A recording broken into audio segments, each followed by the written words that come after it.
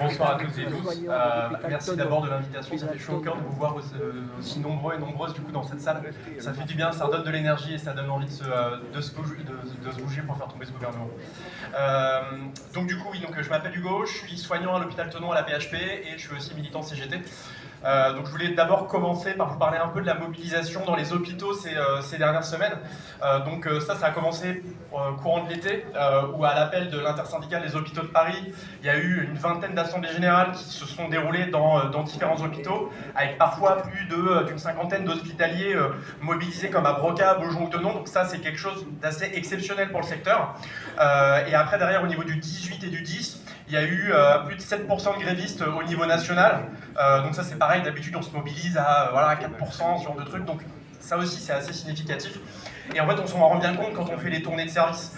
La colère des hospitaliers, elle est présente, avec une envie de voir dégager Macron et une exaspération vis-à-vis des différents plans d'austérité qui ne font que dégrader nos conditions de travail et nos conditions de vie. Faut savoir du coup qu'à l'hôpital, en fait, on travaille dans des services qui sont en sous-effectif depuis des années, et donc c'est une situation qui est devenue la norme. Et donc en fait, quand on veut faire grève, on est automatiquement assigné à nos postes pour assurer la continuité des soins. Et en fait, dans certains cas, c'est même fait cette assignation de manière abusive. Et donc, par exemple, dans mon service, le 18, il y avait l'ensemble de mes collègues paramédicaux qui étaient en grève, mais tous assignés. Donc en fait, au-delà de dégrader les conditions des soins, les sous-effectifs, c'est aussi une atteinte fondamentale à notre droit de grève. Et c'est pour ça que...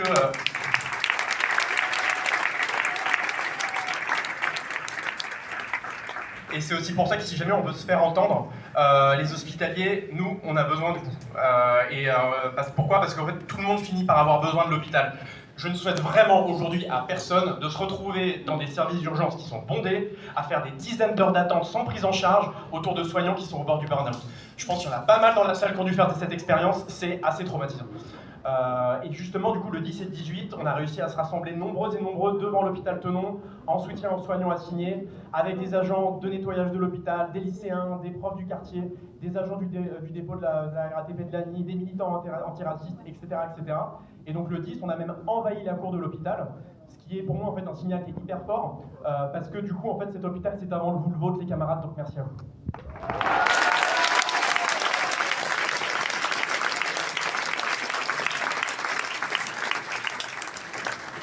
Pour revenir un petit peu en arrière, donc au début de la pandémie de Covid, on a été applaudis et encensés. Notre sacrifice, en fait, il s'est rendu nécessaire pour compenser la gestion catastrophique de l'épidémie par l'État. Et depuis, en fait, la situation, elle s'est encore aggravée. Pour vous donner quelques exemples, dans les PAD du CHU de Bordeaux, il y a des patients du coup qui sont touchés tous les 3 mois. Faute de place, il y a une collègue à la PHP qui a dû renvoyer à la rue une femme enceinte qui était atteinte du VIH, à un état avancé. Il y a une autre collègue dans mon hôpital qui, faute de matériel, a dû laver un patient avec une éponge du type de celle qu'on utilise pour laver le sol. Voilà. Donc en fait, ce qu'on peut être sûr, c'est que la classe dirigeante, elle en a strictement rien à carrer de nous. Elle va continuer à nous taper dessus dans un objectif de financer l'industrie de l'armement et envoyer des armes à Israël. Donc je ne vais pas revenir sur tout ce qui a été dit par les camarades, mais cette bourgeoisie, du coup, elle prépare nos enfants à se faire massacrer au front, pendant que nous, soignants, on va devoir les rafistoler dans les hôpitaux de guerre qui vont construire en France, du coup, début 2026. Donc c'est maintenant, en fait, que ça se passe. Donc c'est pour ça, les camarades, qu'il faut qu'on revendique pas 1 euro, pas une vie, pas un soignant pour leur guerre.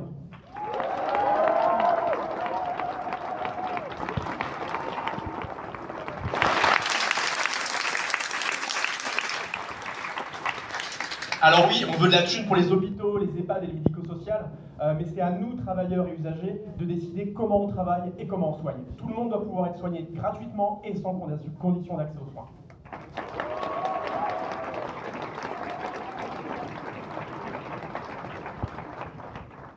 Pour revenir un petit peu du coup à l'atmosphère générale qu'il y a actuellement dans le pays, donc on le sait, on est dans une crise sociale et politique qui est ultra profonde, et c'est clairement pas le PS avec son budget d'austérité de 20 milliards ou une pauvre taxe du pain ridicule qui va changer la donne.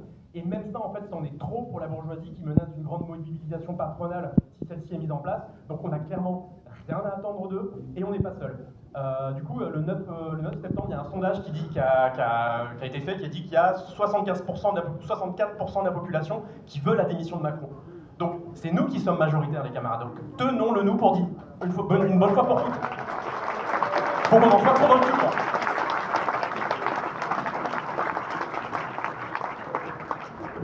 Et donc si on veut l'emporter, ce sera clairement pas en suivant la stratégie de la grève de l'intersyndicale. Je ne vais pas revenir sur ce qu'ont dit les camarades de la RATP, merci à eux d'avoir tapé bien comme il faut sur l'intersyndicale. Voilà, mais face à un patronat et un pouvoir radicalisé, seule l'unité de nos luttes, une vraie stratégie de grève reconductible, nous permettra de gagner, et ce, au-delà de nos revendications sectorielles. Et ça, on pourra le faire que en s'organisant par nous-mêmes, dans les AG Bloquons Tout, sur nos lieux de travail et nos lieux d'études. Il faut que l'on débatte et que l'on revendique nos propres mots d'ordre, comme par exemple la démission de Macron et Le Cornu, l'augmentation des salaires, l'interdiction des licenciements, mais aussi des revendications qui sont intrinsèquement politiques. La dénonciation du génocide en Palestine, la reprise du pouvoir aux politiciens professionnels qui n'en ont rien à foutre de nous.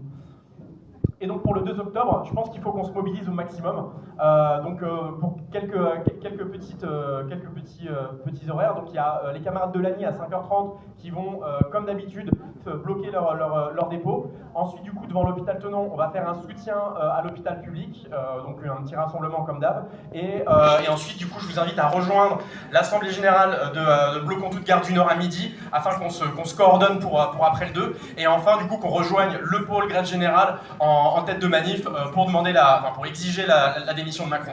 Donc ne laissons surtout pas la main à l'intersyndicale, coordonnons en trajet pour construire cette reconductible et allons chercher les 64% des gens qui veulent la démission de Macron. Merci à vous.